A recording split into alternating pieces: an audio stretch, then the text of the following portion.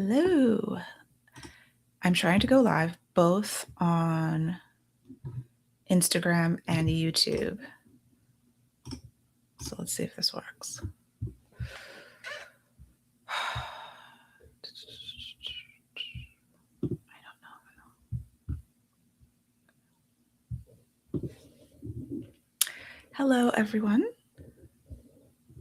Welcome to the Zahara chat.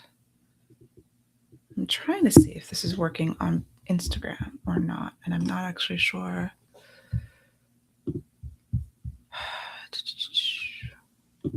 If it doesn't, that's okay.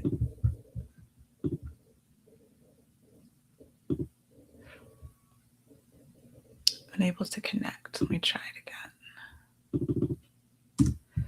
Welcome. I'm going to try this again on Instagram, see if it will work simultaneously. It's not working.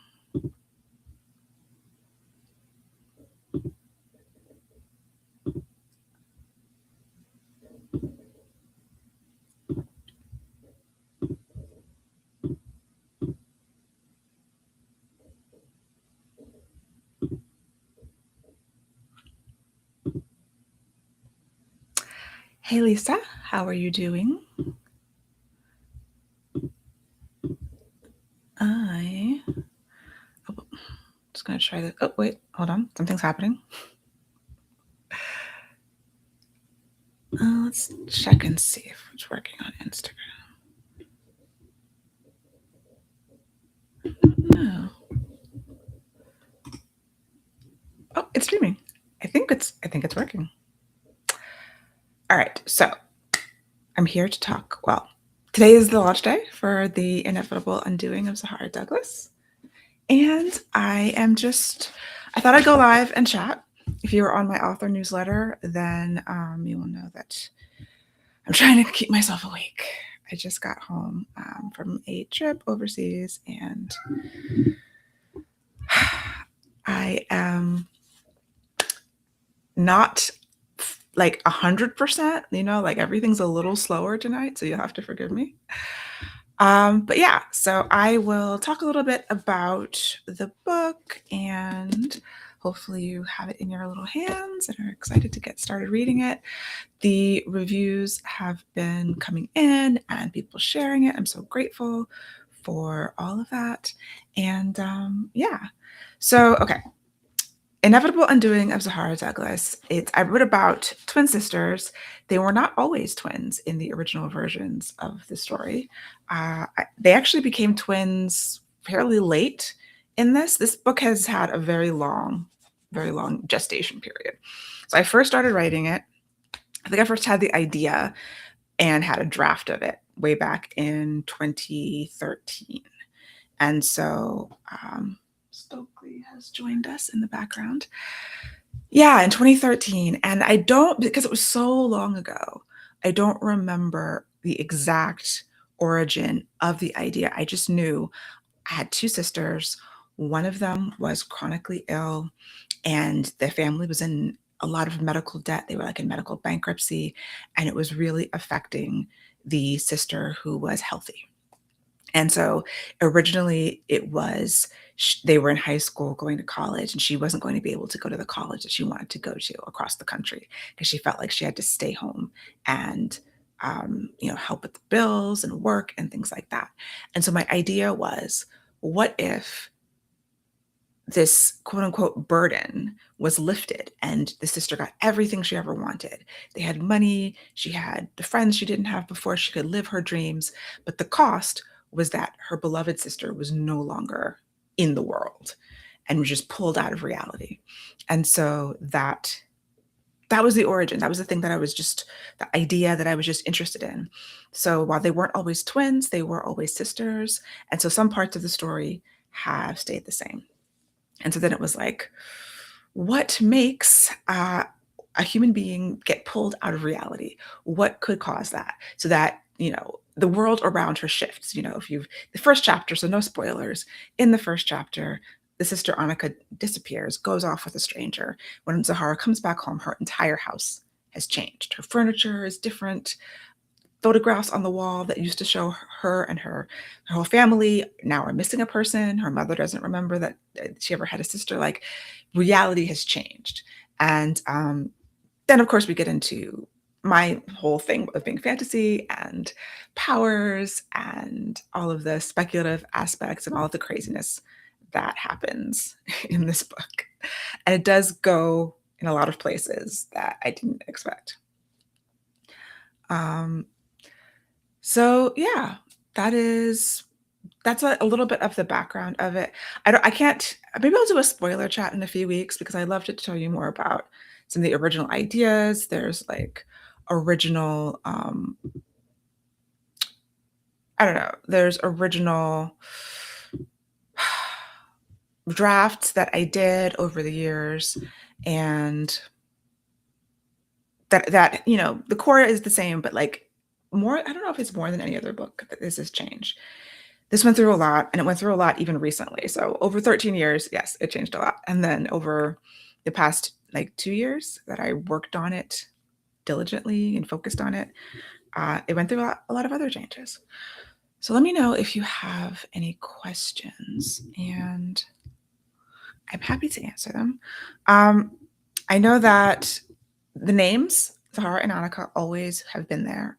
Their mother, Cassandra, her name was always the same. Theo was always Theo.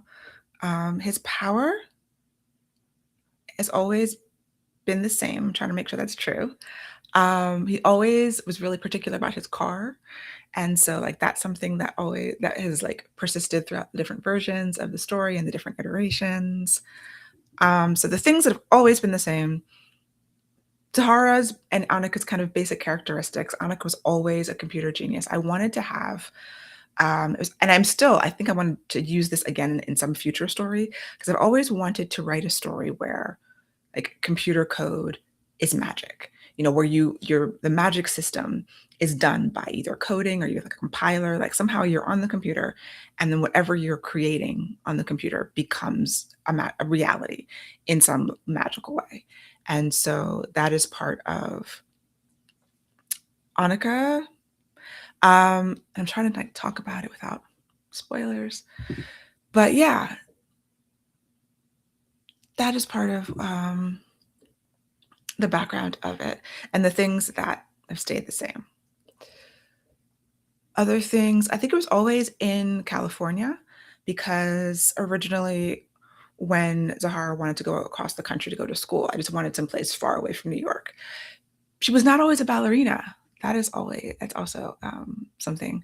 She was originally a fashion student, so she wanted to go to FIT, Fashion Institute of Technology, either FIT or Parsons, some kind of fashion school in New York, and that's why the girls grew up in California. Hey, Princess. Princess asks, Book of Secrets. I was wondering if this was a story that had the character that connected to the Eternal Flame series. So yes, this book has had many titles. It was originally the Book of Secrets, and I don't know, I must have been talking about that on my podcast years ago. And then it was called, in my mind, December 32nd, and then we settled on this final name. So yes, this book originally was connected to the Eternal Flame series, which is currently 2 books, Angel Born and Angel Fall. And there was a third book that I wrote that contained a character called the Night Child, which was this mischievous, magical character.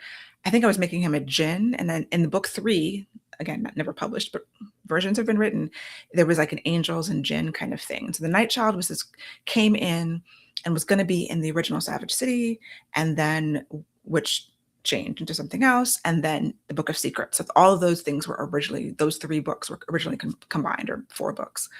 And not combined, but they were linked. They were in the same universe, and they had a character that appeared in all of them. And yeah, the Night Child hasn't appeared in anything, although he's been in, like, my brother knows all about this character because I've talked about him in these various stories that then had various different permutations. It's really interesting how that works. Like, I have a whole nother bibliography, like library of stories in my head that I have talked about to people in my life for years, but either the books never got written or the version that I published is very different than the one I had originally thought of. And so, yeah, there's just other like parallel universes of how these stories could have come about, which I think is kind of fascinating. Lisa asked if I workshopped a bit of this original story. I'm sure that I did because I think I was working on it. I remember that draft in 2013, so I must have been working on 2011, 2012. But it has gone through so many changes that like, if you remember some of what I'm talking about from way back in the day, then yes, it was different. Um, Thank you so much, TG80. Yeah, release day is always a little hectic. This time I'm not doing any forward like events that I have to leave the house for today. Actually, I didn't do any events. I just kind of just decided yesterday to go live today, just to force myself to stay up. But yeah, it's a lot of like being online, talking about the book. I will be doing more posting about it because now that because some people do pre-order, and thank you for all of you who did pre-order. And some people, are just like, oh, I'm just going to wait until it comes out kind of people, which is fine. But yeah, I want to continue talking about it and doing cool posts like 90s nostalgia posts and things like that. Because there's so many changes. My process, I don't recommend it to anyone. It's very chaotic in here. It's hard. And I'm going through that right now with Blitches, which I've also been talking about for a long time. And I think Blitches might be worse, but yeah, it's like I have the core of the idea, and the core goes into Princess's question. So yeah, how did you know this was the version of the story that needed to be told?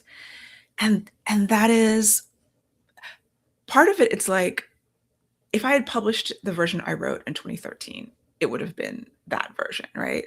Like if I had, what was happening in 2013? So I think I had, while I was waiting for Song of Blood and Stone at the editor, because that book came out in 2015, I was working on all these other things. And, I could, at that time, I could probably work on 3 books at a time. I think my capacity for that has gone down. But like the person that you are at any given time informs the story that you write. And so for me, whenever I start a story and then have to take time off for other books, things that are contracted, come back to it years later, I'm different. What I'm interested in is different. Maybe the book that I just wrote, I want to do something different than that. So, or I've learned something from that process that now I'm bringing into this. So as I grow and change as a writer, if I'm coming back to an old project, even a project that's months old, but especially years old, when I'm dipping in and out over years, then it changes. So when I finished Daughter of the Merciful Deep, and I was like, okay, I'm doing Book of Secrets. It's time right now. Still called Book of Secrets then. And so this would have been 2024. I did a whole proposal to my editor at Orbit Books that was vastly different and to what this book is now.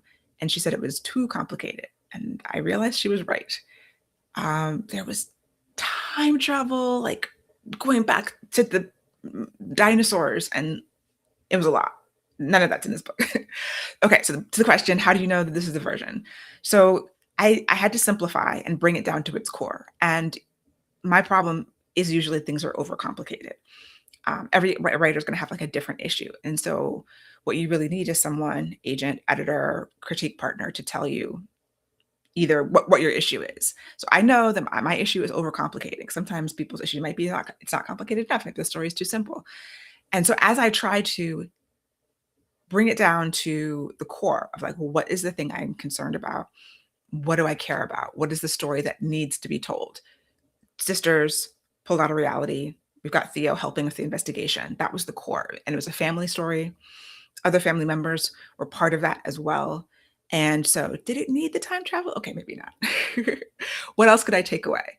There were going to be secret societies, and I guess there kind of still is, but I do get distracted by all the cool things that I have thought about that I've always wanted to put in a book, or that I have learned, and things that I researched for Daughter and for Monsters, The Monsters We Defy, and like made notes about, and I'm like, I could put that in here. Does it fit? And I try to fit it in, and it's like Jenga. And then it's this, but like imagine like Jenga is sprawled out and it needs to be a tower. and it's like some kind of crazy like tree. So for me, I have the vision statement that I write at the beginning of every book. And the vision statement is the core of what I want this to be: family, reality. It's about guilt. It's about love. It's about resentment, but also more love. And that was the core. So when I simplified the story and broke it down to the constituent parts and the basics of what I wanted it to be, and then built it back up again. And if I had done that a year before or a year from now, it would be a different story. And so it's still all those things. It's still like, what am I interested in? It's what do I think would be cool? And I'm relying on my subconscious to know or to weave things that like not just cool, but also thematically resonant. So I moved the story to the 90s at some point, and it had been modern day. And so when it was a modern day story, the father of the girls, who was always in the military, he had been in the Gulf War. When I moved it to the 90s, the war had to change. And the war has to do with how they get their power. So that also shifted and changed when I changed it from the Middle East to Vietnam. And so things like that have ripple effects when you make decisions. And setting it in the 90s, it was that I wanted this theme of technology. I wanted code and magic to be related. I wanted magic and technology, and 1999 let me do that. And so I thought it would be cool to set a story in the 90s and also thematically resonant, and it fit. And there were lots of other pieces I had to get rid of because they didn't fit. So it's really, at the end of the day, intuition and trying to make a story that is cohesive, cut the things that don't need to be there. How do you know what doesn't need to be there? Sometimes that's intuition. Sometimes an editor will be like, this doesn't seem like it fits. And then you realize, oh, that was just a thing I would thought would be cool, but it doesn't need to be there. Sometimes it is. And sometimes that feedback is like, oh, it does need to be there, but I need to connect it better. And that is the process. That is the process that takes me months and or years to actually get to a point where I'm happy with it, where I read through it and I feel like, yeah, this is the best that I can do right now. And but I know that it would be very different at a different point in my life. Um, but I have to kind of make my peace with that and move on to the next story because there's so many stories to tell. TG asks if this will be a series. At the moment, it is a standalone. I do have an idea for another one, but it really would depend on how the sales of this are. If my publisher wanted another one, or if I felt like there was demand. Sometimes there's demand for a sequel, and I don't have an idea. I'm talking about monsters, although I've got, maybe one will come to me. And sometimes I have an idea for a sequel, but there's not demand. So all of that goes into the pot.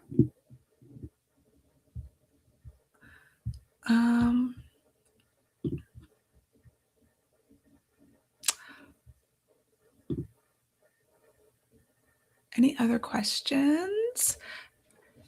So, oh, okay. I think I'm actually live on Instagram now, and I wasn't before because I don't know how this works.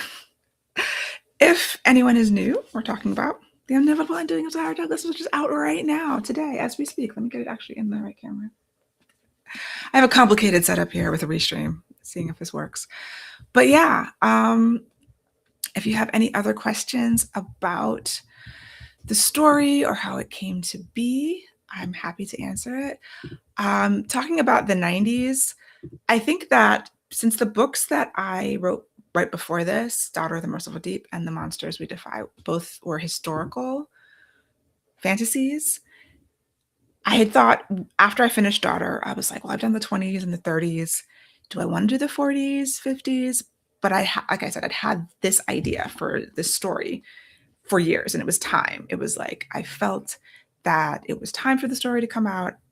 It had been like cooking in the back of my mind for a long time. And so I didn't want to write a contemporary story, I guess. And, the idea, I don't even know exactly when. I was kind of looking through my notes about it. Hi, Marcy. And It was about the technology, but it was also like it would be really cool if I wrote a story with a character who was exactly my age in the 90s. I thought it would help my research to sort of relive um, my youth, I guess. So Zahara and Annika are they're born in the same year as I am, and I think that helped me kind of ground my memories. As research, I reread some of my old diaries and what other 90s research? I watched some 90s movies. The first thing I did was watch the movie Hackers, which I think might have been like very, very early 90s. Um, 90s movies. I did a lot of other kinds of research, but just to like get back in the vibe of the time and remember like what was I doing? How would these characters, would I have been friends with any of them? Would I have known any of them? And it allowed me to do another historical story without it being historical. A historical story that I lived through. Lisa says another beautiful cover. Thank you. Yeah, I think the cover is very cool. I This was almost the original. Like sometimes I've worked with the designers at my publisher. It was originally different colors, but the basics were here from the first design that they showed me, and I was just like, it's another woman with an afro looking off to the side. Is it going to be too much? Because it was like it's the original cover was very the color was very close to the Daughter of the Merciful Deep cover, and then I was like, I just wanted to be differentiated. So we went through a couple of other colors before we settled on the pink. Hi Ivy, I'm so glad you got your book and you're gonna crack it open. Thank you. Um, so yeah, the 90s allowed me to do Y2K, and I think I got really excited about the idea of setting a story around Y2K where there's this, talking about technology and magic and connecting it, not on the page, but like I feel like connecting it to now. Whenever you're writing about history, you're kind of always writing about now. And um, with the whole AI thing, it was just it's a different thing, but it mimics the fear that we had in during the Y2K crisis, the fear of technology. I also saw it in Modesto, California, because I was looking for a place where a lot of factory jobs might have been taken over by robots. And so that part of California is very much agriculture technology. That's where a lot of food is packaged. And so I had the idea that their mother, her job had been taken over by a robot. And so she was constantly looking for work. And that was another like little thing that was in there. Princess also asks, Monsters and Daughter have the element of magic having a price or consequence. I was wondering, what is your favorite thing about the magic system in the new book or the original books? Or just the idea of it having a consequence. I think magic, has to have a consequence or else it's too powerful. I think, I'm sure there's other examples of when it doesn't, but it's always easier to write. I think it's better for the characters and for character growth, for magical characters not to be super powered.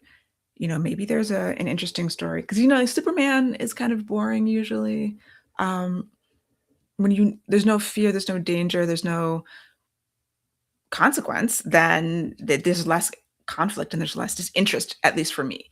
So having this in this magic system in Zahara Douglas, it's literally called backlashes, and so anytime you use the power, that's why these people haven't they're not overpowered because there's significant consequences that they have to then work around in order to do anything with the magic. Same with monsters, same with otter. Yeah, I just find it like it's harder to write a story. It's less interesting to me to write a story when um, you can just do anything. Like, what are the limits? So you have to have the consequences, and coming up with consequences, they just kind of come to me. I don't. I'm thinking about like how I develop magic systems, and I try to do it organically with the story. So, it's all coming together at the same time. I'll get like little steps with character and what the characters want and what they're willing to do to get it. And then, what is the magic system that they have? How does that help or hinder them to get what they want? And then the world building goes into that as well. And so, for instance, in the monsters we defy, we have a charm and a trick. So characters get powers from spirits in order to solve problems that they have. They're warned that the charm, the good part of the power, the thing that they wanted, comes with a trick, which is this negative consequence. But most people don't listen. They just think, oh, I'm going to have power and I can deal with the consequence, no problem, or I can get around it somehow. And they can't all the time. Or it's worse than they thought, or, you know, something like that. And it just keeps it the tension a little higher. It makes it so that the magic doesn't solve every single problem, which I think is kind of boring to read about. And so, yeah, this magic system is chaos magic in Zahara Douglas. And so it kind of came out of some of the complicated parts that I had to take out of the original proposal, where we had, I had done research on the block theory of the universe when I had time travel in the story. And I'm probably going to get it wrong now, but the idea is it's not like a Marvel time travel where you can go back and change, and then there's all these branches. You know, that's one version of time travel where anything you change branches off a new parallel reality. So you've got a million, billion, infinite a number of realities. The block theory of the universe is that, imagine a 3D cube or rectangle, and that's the universe. And so time kind of goes in one direction, but if you go back and change something, it was always going to happen. Like, there is no changing anything. If I go back, if I discover time travel, it gets a magical power, and I go back to stop slavery from starting, however, go back to Africa and warn them, like, don't trust these white people. They're going to enslave you for generations. Like, that was always going to happen. And so it never didn't happen. It's confusing, I know, but I like that limited. It also, the downside to that is that, do we have free will if everything is kind of predestined? If whatever you were going to do, you were always going to do, and going back to change something was always going to happen? And, so in that theory, if I went back right now and changed the past, then from now onward, it had always been changed. So that was a part of it. That to say, I started doing all this research, and that was a part of the original book proposal, and then I changed it. And so when I changed it, I did some retooling of the powers and what they did, and how people interacted with them. And so I came up with chaos, and I was looking up, thermodynamics and entropy, and that's where it came from. Went into a blender in my mind and came out the other side as chaos magic. So Ivy says, just watch Star Trek New Worlds, and they use that theory. I have not, I'm not caught up on Star Trek Strange New Worlds. I think I watched the first 2 seasons, and then, yeah, so that's cool. I'll have to go check that out because, yeah, I love things like that. I like basing my magic in some kind of science or, cultural tradition or something, but there's always a little bit of some kind of scientific something that no one else would understand or recognize but me, but it's in there, and I just twist it and turn it and make it into something else, because that's what creativity is. I think it's always making different connections than anyone else would. So if we all did, took the block theory of the universe and wrote stories about it, they would all be very different. Yes, I will check out Strange New Worlds. I did love Strange New Worlds. It was that, and the black one, I can't remember the name of it right now. Discovery? No. Was, my favorite Star Treks, the new ones. Although I haven't seen the Academy one. I'm not caught up on a lot of TV because I can't watch a lot of it right now. It's hard to do all the things, but thank you. I will check it out because that sounds very cool. Any other questions about the book or inspiration? I'm trying to think of, is there something else I wanted to mention that is relatively spoiler-free? Hey. I think that I'm not going to talk about the end. I've seen people say that they really like the end, and some people didn't, of course, but no spoilers. I'm committed not to spoiling anything, but it's a different kind of ending for me. and I really love it. It's the only ending that could be like, I thought about different ones, and none of them sparked joy within me. So when you get there, let me know what you think. And I do hope that you all will leave reviews of the book once you finish it on Goodreads, Amazon, wherever you bought it from. That makes a huge difference. And letting people know, recommend it to your book club. That always helps. I do book club appearances. I'm happy to appear virtually at your book clubs or potentially in the DC area, depending. But yeah, it was a lot of fun to write it. It was really hard to write. Um, you'll notice that in terms of like talking about code, technology, and magic, there is actual, we call it pseudocode. So like code in the book, kind of.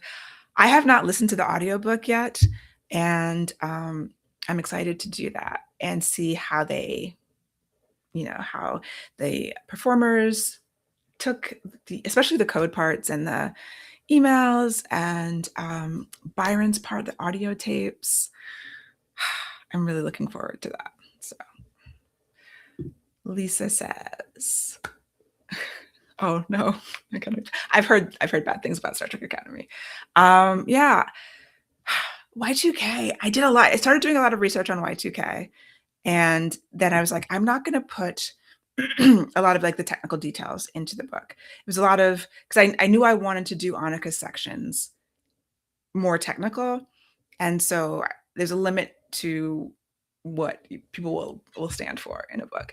There is a book that I have on my shelf. I read it, Cryptonomicon by Neil Stevenson, where he actually includes a Perl script in the book, as I recall. Which is Perl is a coding language, and so there is computer code, like not readable. It's just code. I tried to make the one section of code in this book. That's why it's called pseudocode. It's a made up coding language. I mean, it's basically just text with extra characters in it. And I ran it by some people to say, "Do you understand this?" Like people who were not coders. And so hopefully that is clear. But it was fun for me to do all of the found documents. A lot of my books, my fantasy books, have had chapter epigraphs. All of the Earthsinger Chronicles had chapter epigraphs, and I don't think any of the other books do. Um, but doing something like that, Monsters We Defy had the kind of interstitials where you meet each of the characters. So having something like extra, like to tell the story in different ways, I've always been interested in that. And I found it really interesting to try to tell the story in email, in chat logs from the 90s, in like, bulletin board messages, and there's diary entries. There's the games. Oh, I haven't talked about the games.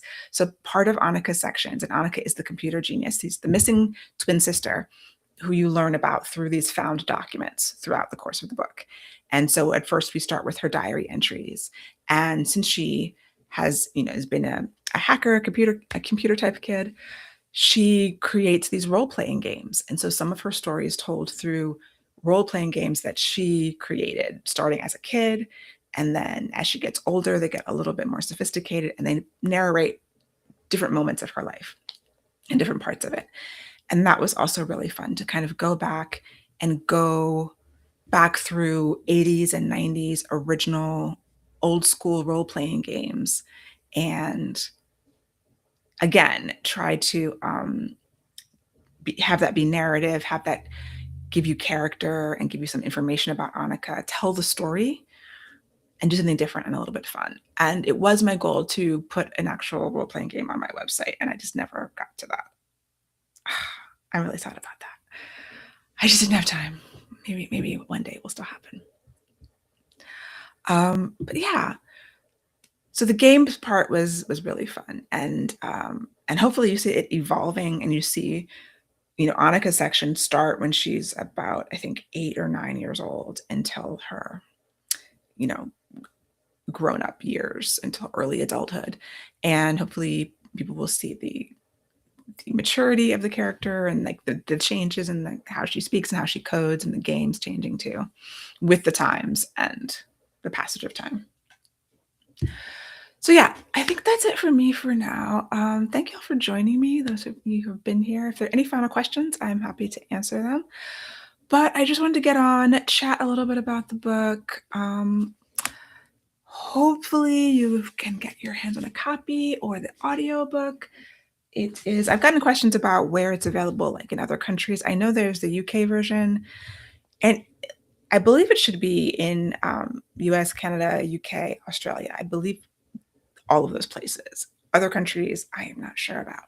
But, and yeah, the audiobook apparently is out tomorrow. And so that'll be fun. I'm excited to hear what the narrators have in store. All right. Thank you so much, Clarence. Yeah, I'm really excited, and I've got events coming up. If you're in the DC area, Thursday, the 13th, 7 p.m. at Mahogany Books in National Harbor, I'm doing the launch event with my dear friend Cerise Rennie Murphy. We're gonna have a really good time chatting about the book and signing copies, all of that stuff. And there are events coming up in Baltimore. I'm coming to Seattle in September. I'm really excited about that. Stay tuned. If you're not on my newsletter, make sure that you get on my newsletter. You can go to my website, elpenelope.com, and sign up for the newsletter because that is where I hear things first. Of course, if you're on my YouTube or Instagram, I will be posting in my podcast or posts about all the events. And I have a bunch of other events coming up. I'm going to be a few other places too. Oh, yay. Marcy's coming to Mahogany. I will see you there. Marcy reads everything. I'm really excited about that event. And not Florida yet. I am sorry, Lisa. I will be like, I think Philly, New Jersey, Maryland, Seattle. But we can put together something in Florida sometime soon. Maybe in March. But that would be like Orlando. I will see. We will connect on Florida.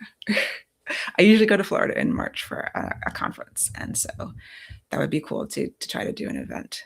Ooh, almost finished the book. That's fast. Thank you. Yeah, I've also been told that it's a page turner, which is like the best compliment ever. Like if you're turning pages quickly and getting through it that is everything to me because I love a page turner. I want to write page turners as much as possible.